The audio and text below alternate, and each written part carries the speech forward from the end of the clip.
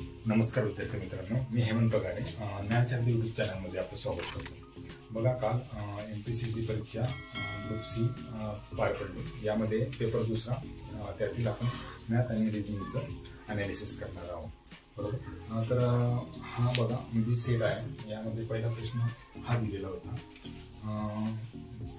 आपला अक्षर ओळखा.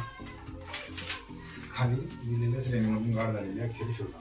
तर बघा, हा प्रश्न सोडवताना अगोदर किती अक्षर दिलेले आपल्याला त्या अक्षर मोजून घ्यायचे. बघा, 1 2 3 4 5 6 7 8 9 10 11 12 13 14 15 म्हणजे 3 चे गट पडतात. बरोबर. 3 चे गट पडल्यानंतर बघायचा सहसंबंध यांचा लावून बघायचा. तर यामध्ये पी पी क्यू क्यू किंवा मग हे ऑप्शन त्या ठिकाणी ठेवून बघायचे. जर आपण याचा आन्सर आय थिंक याचा आन्सर 3 आहे. यामध्ये बघा आर आर आर इथं परत क्यू आणि आर. म्हणजे बघा पी आर क्यू कंटिन्यू केलेलं आहे. त्यानंतर आर आर कंटिन्यू केलेलं आहे. त्यानंतर परत त्यांनी पी घेतलेला आहे आणि क्यू क्यू क्यू कंटिन्यू केलेलं आहे.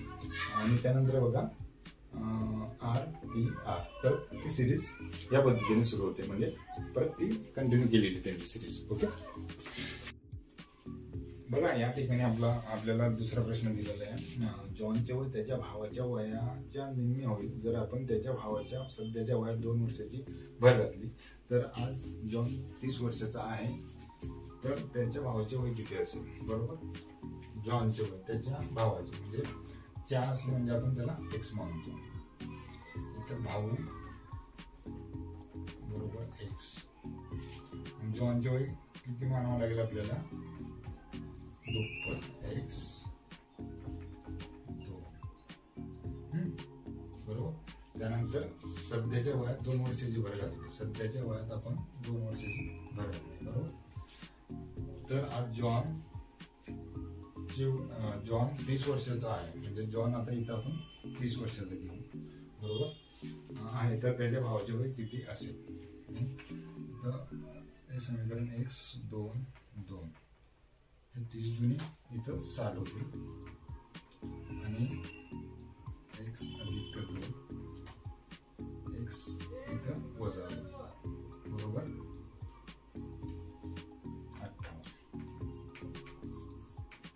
उत्तर या पद्धतीने सोडवायचं. बघा, त्यानंतर तिसरा प्रश्न बघा. आरशातून घड्याळाकडे बघितले असता त्यात 6:30 वाजलेले दर्शवते. तर घड्याळात बरोबर किती वाजले? ऑप्शन दिलेले आहे आपल्याला 6:30 5:30 12:30 3:30. तर बऱ्याच जणांनी 6:30 हे आन्सर केलेलं असेल. पण हे गणित सोडवताना 6:30 वाजलेले दर्शवते. तर आपल्याला नेहमी 11:60 यामधून दिलेली संख्या वजा करायची असते. बघा 6:30 3 11 6 गेले 5:30 उत्तर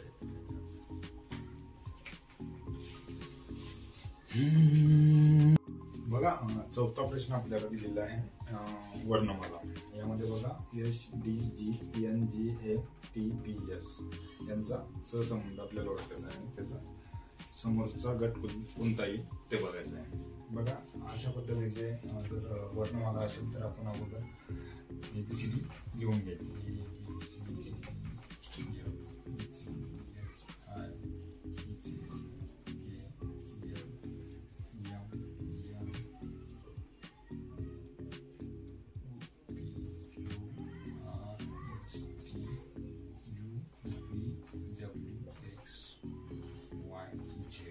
बरोबर. त्यानंतर बघायचं त्यांचा संबंध एच एल 1 2 3 4 5. ओके. 5चा फरक एन टी 1 2 3 4 5 यामध्ये 5चा फरक. टीच्या समोरचा 5 अक्षर 1 2 3 4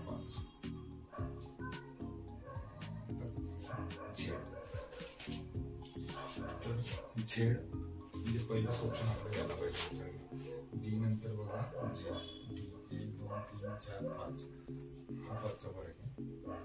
त्याच्यानंतर बघा जे के जे 1 2 3 4 5 5 म्हणजे 5चा फरक आहे. आपला आन्सर पहिलाच आहे. बरोबर. बघा त्यानंतर 5वं उदाहरण दिलेलं आहे आपल्याला. तुम्ही फाड्यावर नाही लिहित, फक्त वाचून आपण सोडवूया ते. 5वं उदाहरण बघा. आदित्य 20 मीटर उत्तरेला चालतो. बरोबर. तो 20 मीटर उत्तरेला चालतो. आता आपण लिहून घ्यायचं. बरोबर. 20 मीटर उत्तरेला चालतो म्हणून तो उजवीकडे वळतो. उजवीकडे म्हणजे आपला चेहरा बाणाच्या दिशेकडे ठेवायचा नेहमी. उजवीकडे म्हणजे आपला उजवा हात. उजवीकडे वळतो. 30 मीटर चालतो. तो इथून 30 मीटर गेला. बरोबर. मग तो उजवीकडे वळतो व 30 मीटर चालतो. मग तो उजवीकडे वळतो व 35 मीटर चालतो. परत तो उजवीकडे वळतो. हा आपल्या चेहऱ्याची दिशा. इथून परत आपल्याला उजवीकडे वळायचं आहे. बरोबर. इथं आहे 30. ओके. नाही 35 दिलं आहे. ओके. 35 किलोमीटर. त्यानंतर बघा तो डावीकडे वळतो. म्हणजे आता आपला हात चेहरा खालच्या दिशेला आहे, तर आपला डावीकडे हात म्हणजे तो या साईडला वळेल. 15 मीटर चालतो. बरोबर. मग तो पुन्हा डावीकडे वळतो. आपला चेहरा इकडे आहे, तर याची डावी साईड ही 15. तो परत 15 मीटर चालतो. ओके. मग तो पुन्हा डावीकडे वळतो. 15 मीटर चालतो. तो इथपर्यंत तो आला. बरोबर. तो त्याच्यापासून त्याच्या मूळ स्थितीपासून कोणत्या दिशेने किती मीटर दूर आहे. बरोबर. आता बघा त्याची मूळ स्थिती ही हे 30 हे 15 सरळ जर टाकली तर आपण बरोबर 45 म्हणजे 45 मीटर पूर्व दिशेला. आता बघा उत्तर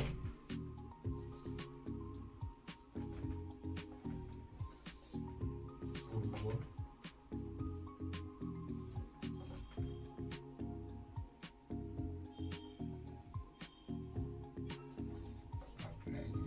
दक्षिण तो पूर्व दिशेला आहे. बरोबर. त्याचं उत्तर 4 ऑप्शन 45 मीटर पूर्व. 6वं उदाहरण दिलेलं आहे आपल्याला. जर ए प्लस बी म्हणजे ए हा बी चा भाऊ आहे, म्हणजे आपल्याला मान्य करून घ्यायची. ए प्लस बी प्लस म्हणजे हा भाऊ येतो. ओके. त्यानंतर बघा ए वजा बी म्हणजे ए ही बी ची बहीण आहे. ए वजा बी वजा म्हणजे बहिणी. ओके. त्यानंतर बघा ए गुणिला बी म्हणजे ए ही बी ची पत्नी आहे. ए गुणिला बी ही पत्नी आहे. ओके. त्यानंतर बघा ए भागेला बी म्हणजे ए बी चे वडील आहे. भागेला म्हणजे वडील. ओके. त्यानंतर बघा तर खालील कोणता पर्याय ओ हा एलचा मुलगा आहे. मग आपल्याला काय विचारलंय. ओ हा एलचा मुलगा आहे हे दर्शवते. कुठला ऑप्शन आपल्याला ते दर्शवते शोधायचं आहे आपल्याला. बरोबर. इतकं खास नाही. ठीक आहे. बघा आपल्याला काय करायचं आहे. ओ हा एलचा मुलगा. बघा ऑप्शन दिलेले आहेत. बघा हे दर्शवतो. ऑप्शन आहे एल गुणिला एम भागेला एन अधिक ओ वजा फी. पहिलं ऑप्शन. दुसरं ऑप्शन बघा एल भागेला एम भागेला ओ एम भागेला फी. तिसरं बघा एल गुणिला एम भागेला एन वजा पी अधिक ओ. चौथं बघा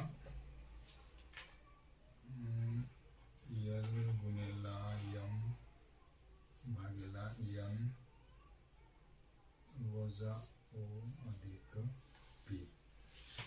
बघा आता हे जे चिन्ह दिलेलं आहे या चिन्हावरून आपल्याला उत्तर काढायचं असतं. बघा प्लस म्हणजे भाऊ. आता आपण कुठलंही एक ऑप्शन परतावा घ्यायचं. बरोबर एल गुन्हेला एम. गुन्हेला म्हणजे काय